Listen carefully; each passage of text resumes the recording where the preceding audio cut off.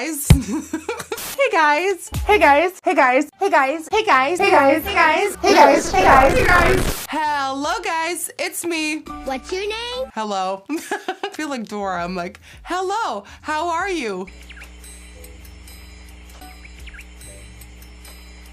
I am great too. Today's video I'm so excited about because I have found one of the world's weirdest makeup sponges ever. I was scrolling on Instagram and I saw someone do a little video and I was like, what?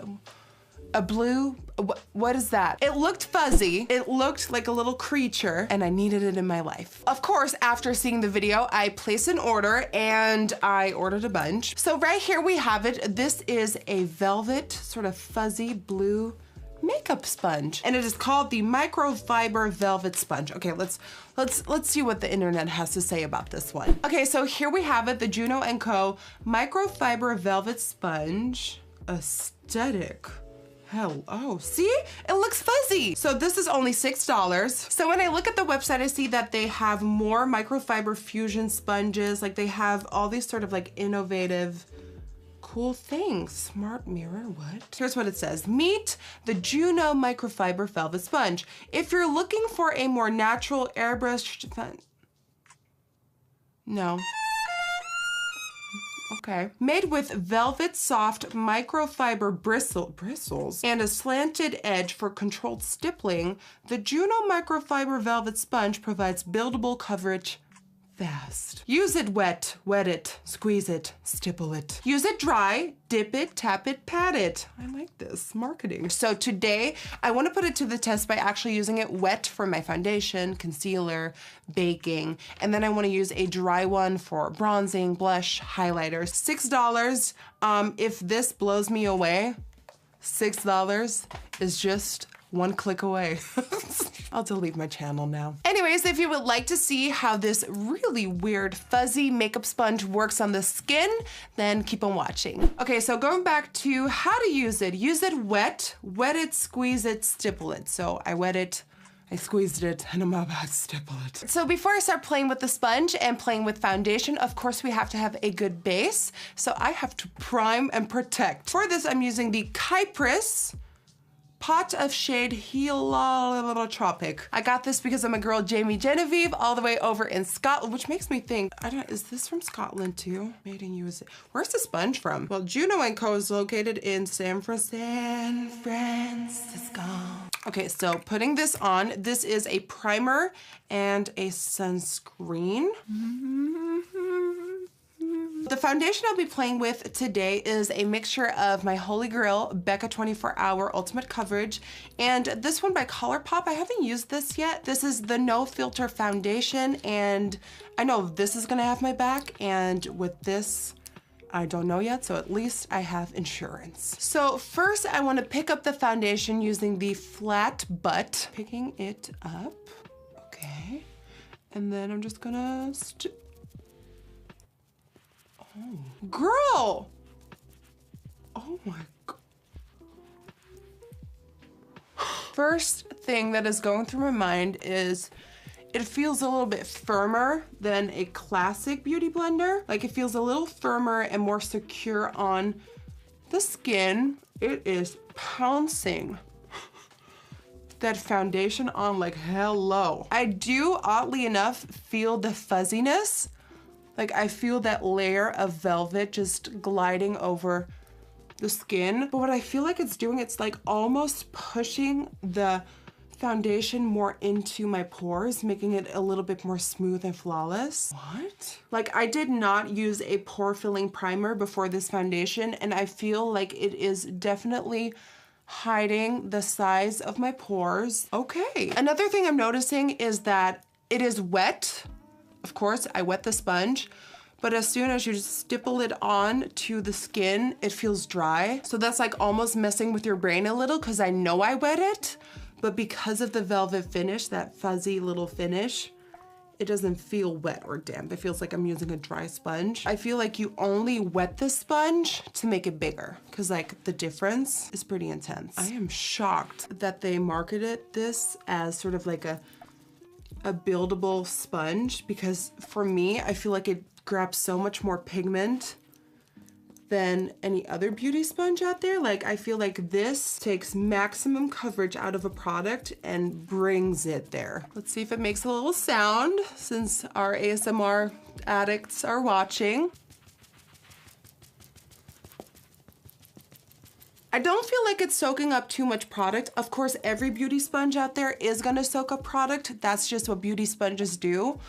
But I don't feel like this is doing an extra job of like absorbing too much product. If anything, I feel like the velvet sort of barrier is like pushing product out. That is looking really, really good so far for $6. Are you kidding me? Okay, so I applied the foundation using the flat sort of butt area. And now I wanna apply the concealer using this sort of classic beauty blender side. Boom. It's so weird, but it blurs pores for me. I don't have to use a lot of pressure at all to sort of blend the product in. It kind of does all the work for me. Honestly, for $6, this is insane. I'm just tapping it in, going up and down. You never wanna sort of drag a sponge onto your face because then you smear the product out and it really gets rid of all the coverage that you want from a product. Rule number one, if you're new to beauty sponges, always use up and down motions.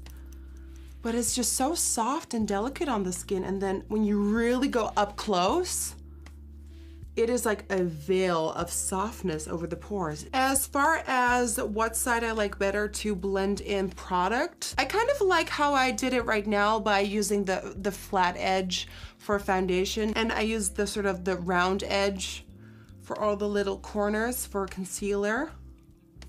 So I definitely like that. Oh my God, I look airbrushed.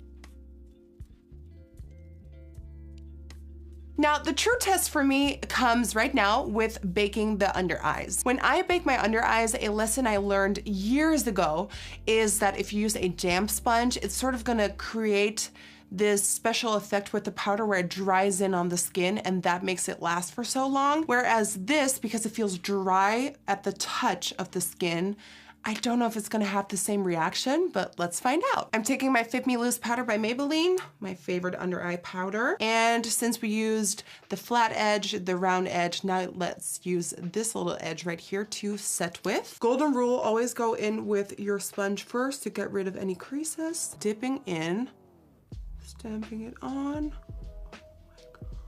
Oh my God. This is bizarre. It blended the powder into my skin in one go. So normally when I pack that powder on, you can see on camera that I have a lot of powder laying on top of my skin. Now it sort of pushed it into the little fuzziness and it only applied what it needed onto the skin. And this is now set, but it still looks like beautifully set skin. Amazed.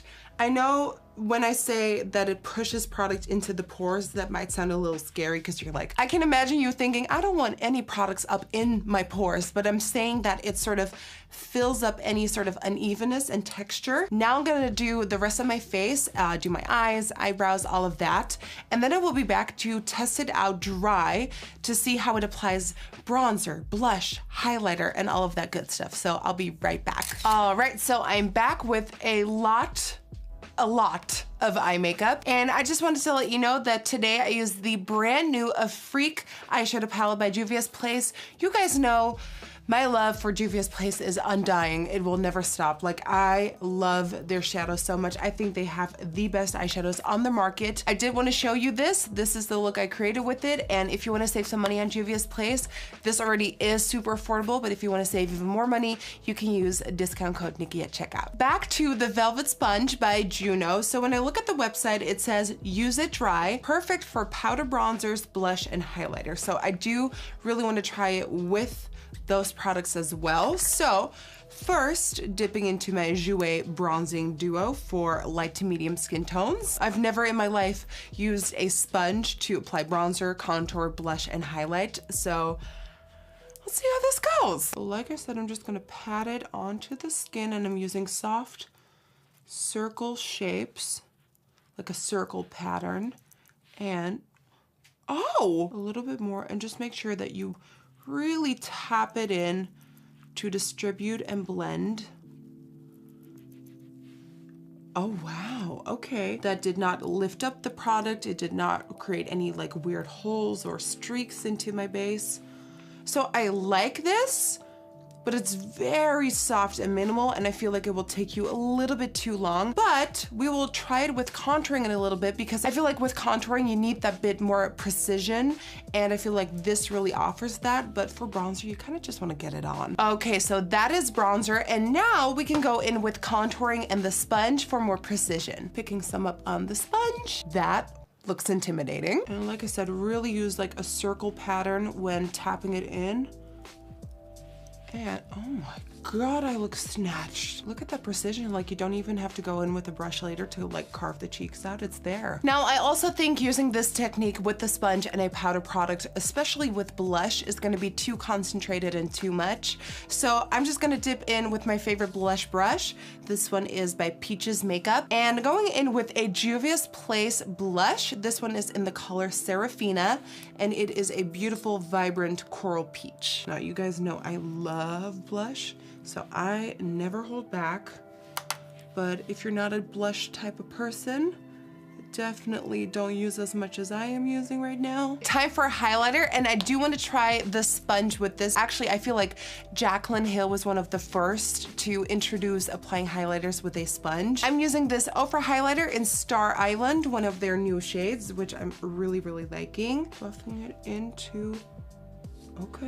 What I'm noticing is that it makes it a lot more subdued and soft. But you're on my channel, and you know that I love an intense highlight, so a brush it is. Since applying the Star Island with a brush makes it so bright, you don't always want the brightest highlight on your forehead, because that can make you look a little bit too oily. Judging by what I just said, if I pick up the highlighter on the sponge and pick up like a really, really bright highlighter, I can actually use it as a strobing highlight on the forehead. Let's see. Tapping it in. Tap, tap, tap, tap, tap, tap.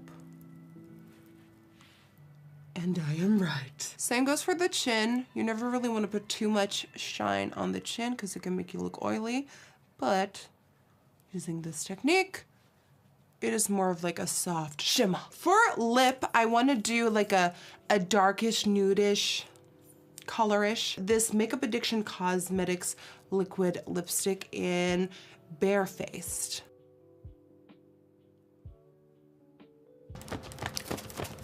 And that concludes my review slash first impressions video on this Juno & Co. Velvet Makeup Sponge, Fuzzy Velvet Makeup Sponge. Honestly, so intrigued by this. I am amazed by this. For only $6, for it to make my skin look so flawless, and for products to just lay on top of the skin, no, actually just blend into the skin so beautifully.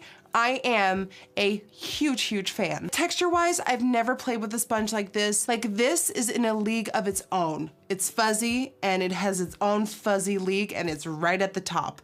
I think if you are looking for a very affordable makeup sponge that is just gonna make products look very soft and flawless on the skin, you absolutely have to give this a go. Yeah, I wanna thank you so much for watching. If you enjoyed watching this first impressions slash review video, then please don't forget to give this video a big thumbs up. And you know what? I am in a very shareable mood. I'm gonna give away 10 of these sponges, so go ahead and comment down below what you think is so cool about this sponge, and that enters you into the competition. And of course, you have to like this video and be subscribed to my channel. So comment, like, and subscribe, and you're entered into this giveaway. So thank you so much for watching. I love you, and hopefully I will see you guys on the next one. Bye, guys.